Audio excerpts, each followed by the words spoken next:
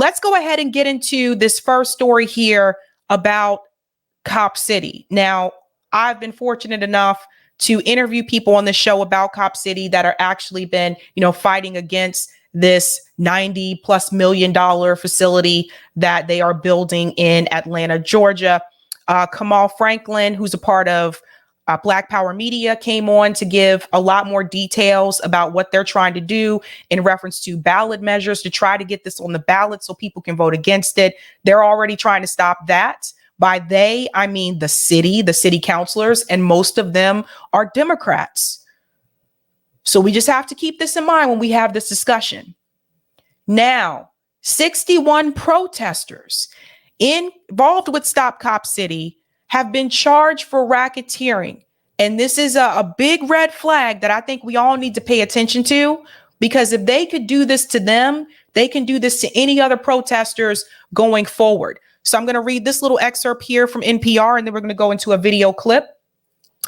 Georgia has charged 61 Stop Cop City protesters with racketeering.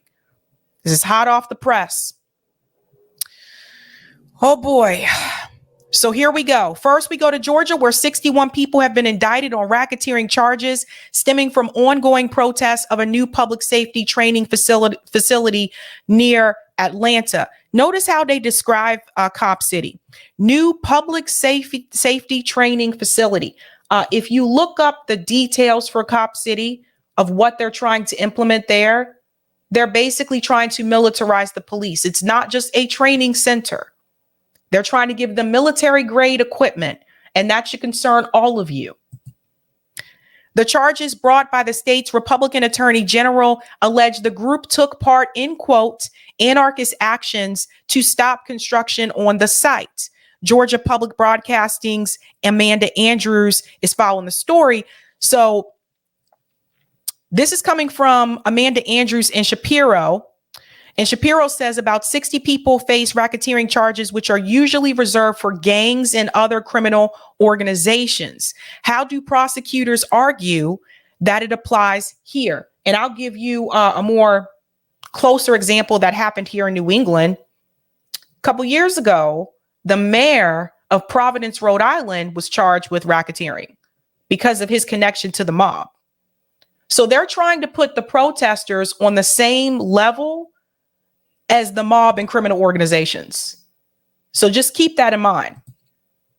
Andrews goes on to say the 109-page indictment argues that these people are, quote, militant anarchists, eco-activists, and community organizers, and allegedly all part of the group called Defend the Atlanta Forest.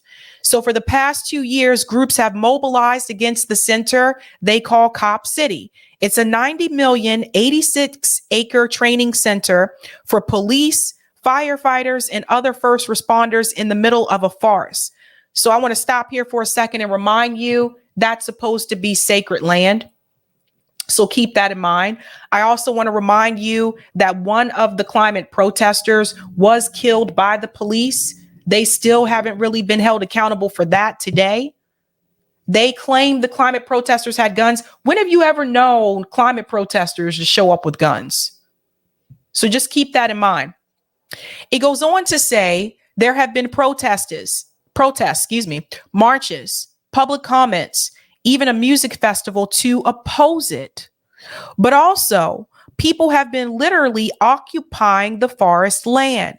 There's been some vandalism of construction equipment and even vandalism towards people involved with the project.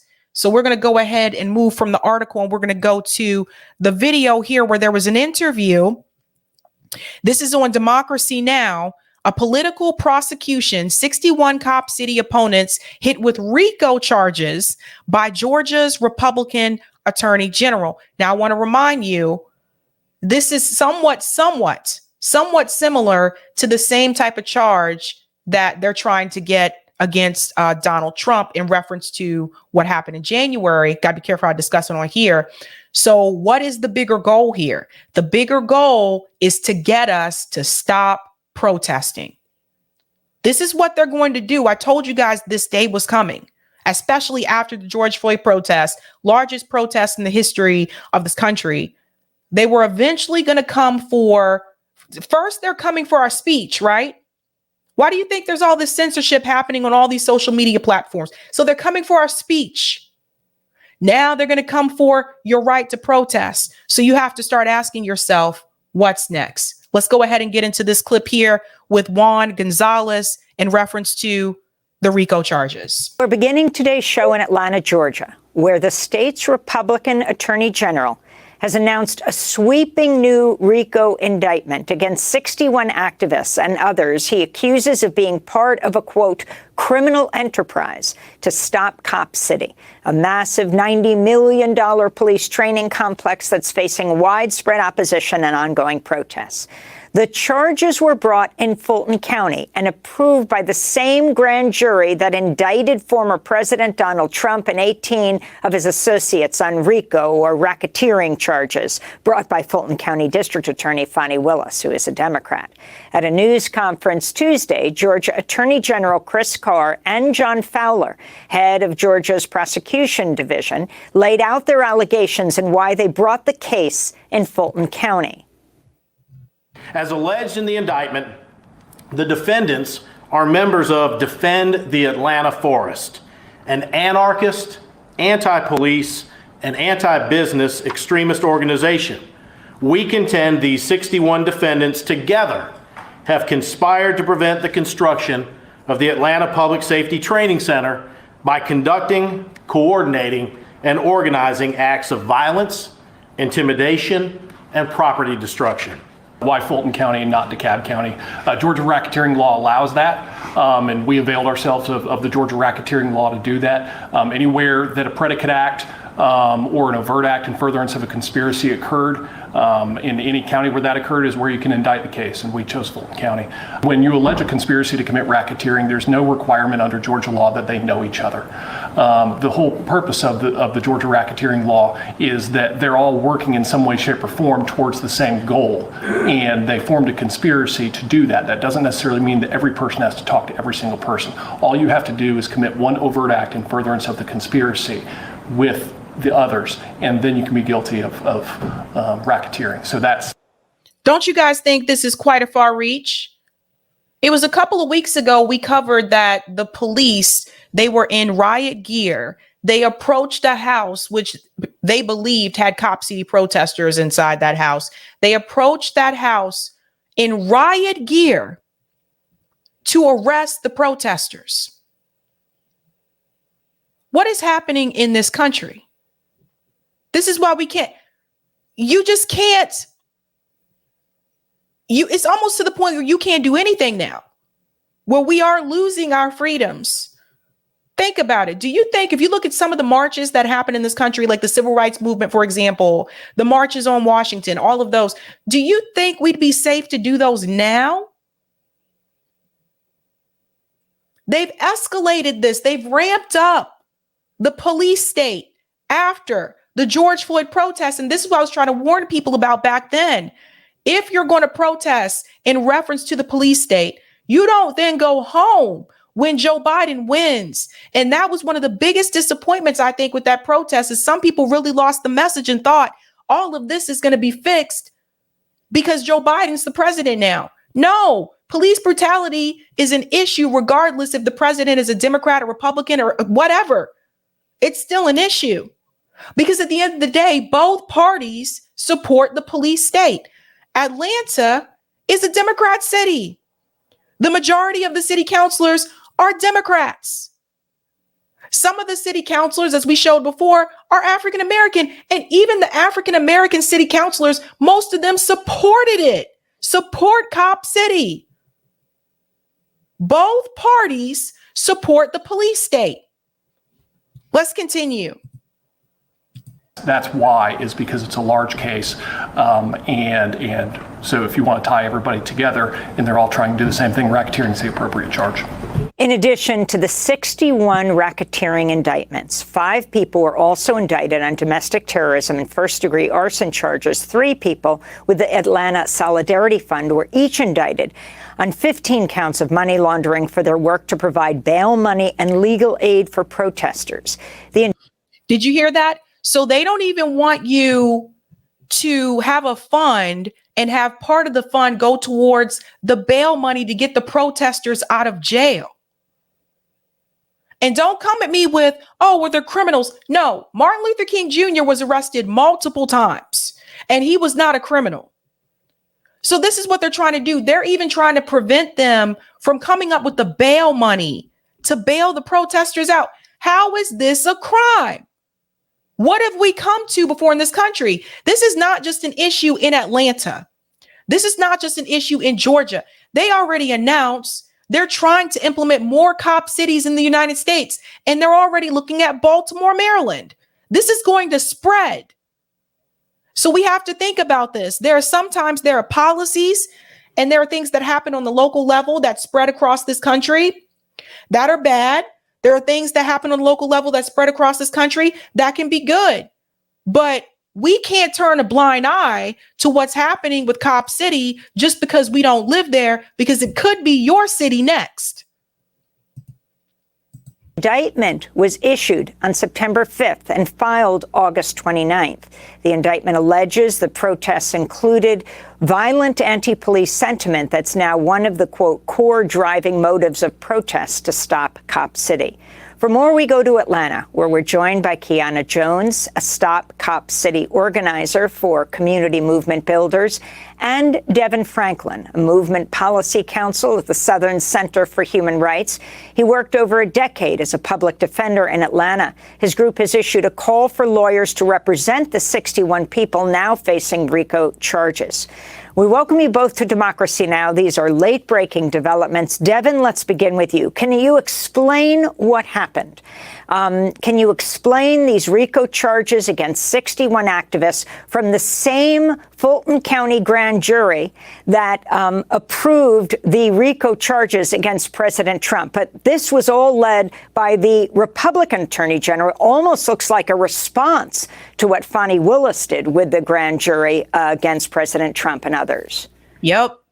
Good morning. Yes, it certainly is a response, but I would argue that it is a response to the larger movement that has been as it pertains to several matters of police violence and government prejudice.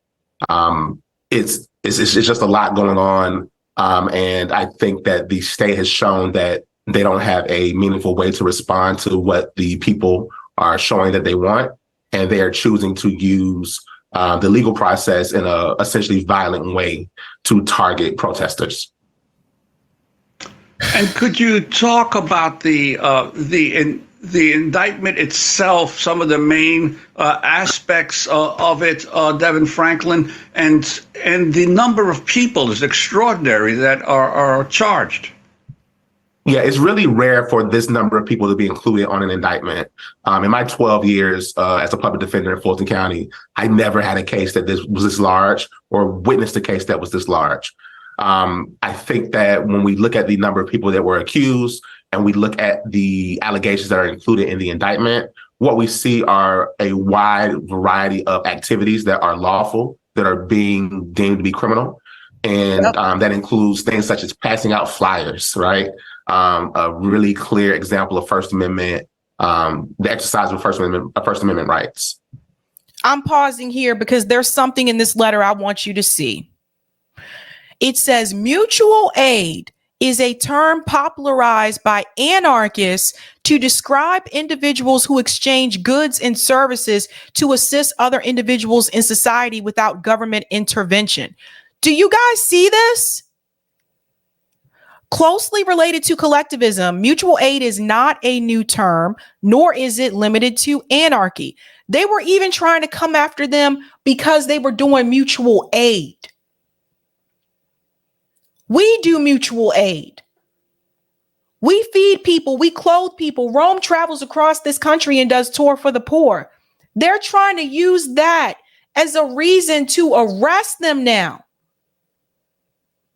This is what it has come to. And this is what we were trying to warn people about, that these days were coming.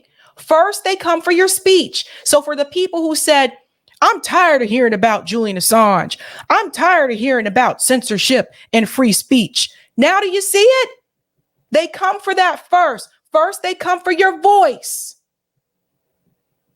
Then they come for your right to protest. They come for your right to organize. They come after other things. And I wish more people would have listened back then when people said this is not an important issue. Free speech is not an important issue. Are you kidding me? They actually charged these people. One of the charges is passing out flyers. Now this is a crime?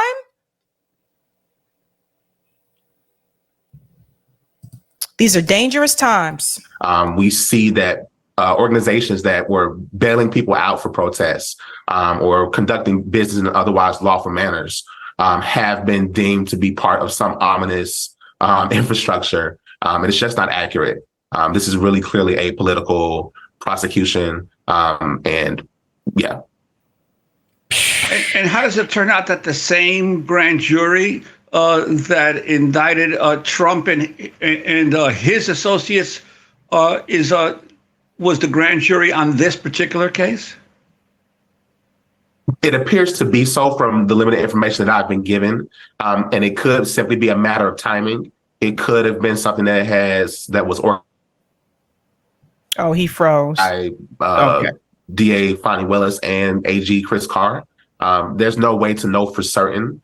But what we do know is that for some point in time, for a period of time, rather, the Attorney General of the state of Georgia, the governor of the state of Georgia, Brian Kemp, have both expressed discontent with the success that has been gained by the Stop Cop City movement and the momentum that has been created in the streets among the people, and that they have chosen to use those things which they have at their disposal to essentially attempt to criminalize otherwise lawful activity. Devin Franklin.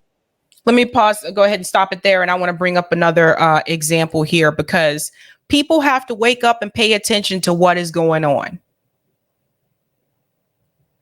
This goes further than police brutality.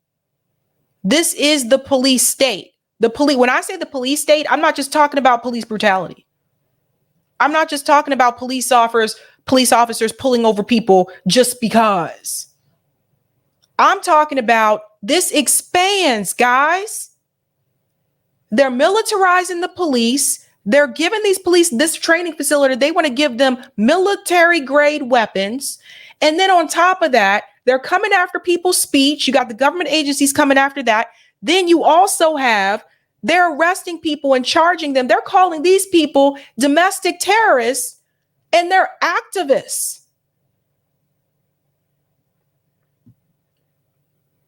Now, people tell me that the police are here to protect us. I call bullshit. Last report that I saw said that police solved 0.02% crime.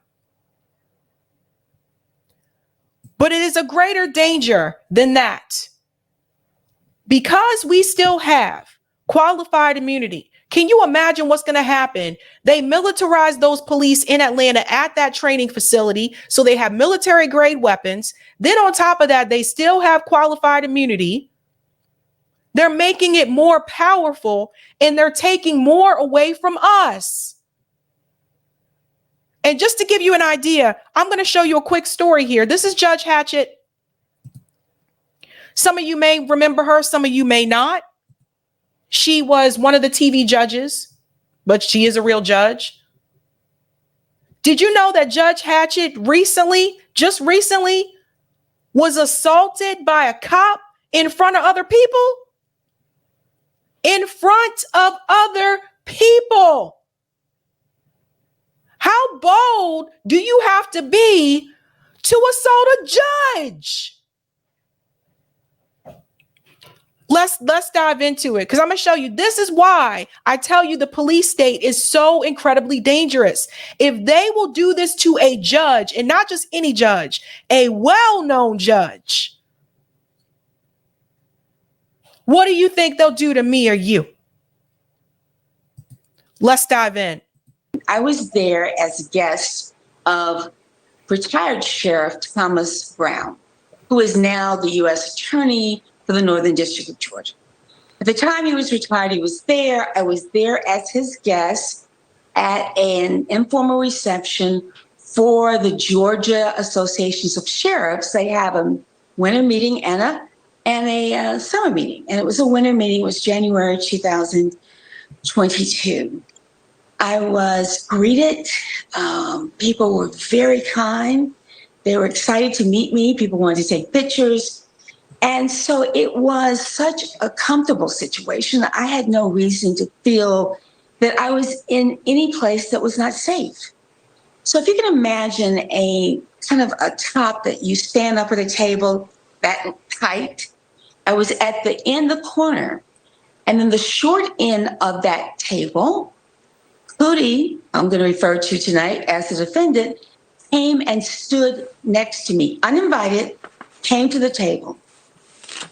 Thomas Brown turns around and says, I'm a retired sheriff, introduced himself. He did not know Cootie. I certainly did not know him. He then stood there and I was engaged in conversation. Yes, my family's from Georgia, but I don't know where Blackley County is. Just making conversation. Actually, he took his index finger and did that. It's in the heart of Georgia. I did not take offense to that. What happened next is absolutely unbelievable. He then grabs my left breast, and I'm going to go into great detail with you, grabs my left breast, squeezes it, and rubs on it in the heart of Georgia, I was so angry with myself later because I didn't slap him, I didn't kick him. I was absolutely frozen. Thomas then turns back around, had to literally take his hand off of me and push him off. There were two women. I mean, literally, there were people at the table who saw exactly what happened. At first, he said he didn't do it. Then he said, he didn't remember. It just went on and on and on. And I thought I was fine. And this is a part, I'm going to be very personal and very transparent. I just want to go ahead and pause right there. And I got to say this. This is how powerful the police state is in this country now. When you know you are at a public event, you are not alone, and a sheriff, he knew exactly who she was, knew that she was a judge, and he would assault her in front of other people. Do you guys understand why? Why this would happen? Why he would be so bold to do something like this in front of other people? Because he knows that he's protected, and he is protected because of the qualified immunity. So you see, I'm not going to play the whole thing because it does get a little bit more personal. It might be too much for some people, but you can watch the rest of this on News Nation. But I wanted to use that as a recent example. If they will do that to a judge that is not just a typical judge, but is pretty much a celebrity freaking judge, very well known in front of other people, what do you think they do to people like me and you when no one is around? And this is why I stand up against the police state.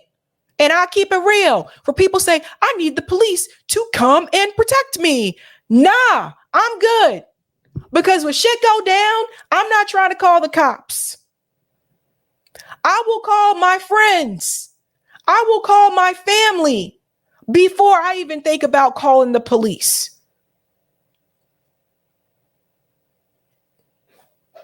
Because they have a way. People have been known before to call the police and say, we had this incident happen. And the next thing you know, the person who made the call is the one who's dead by the police. So it's a no. So we have to talk about Cop City, and we have to spread this message to a lot of people. Some people who are asleep don't even know this is happening.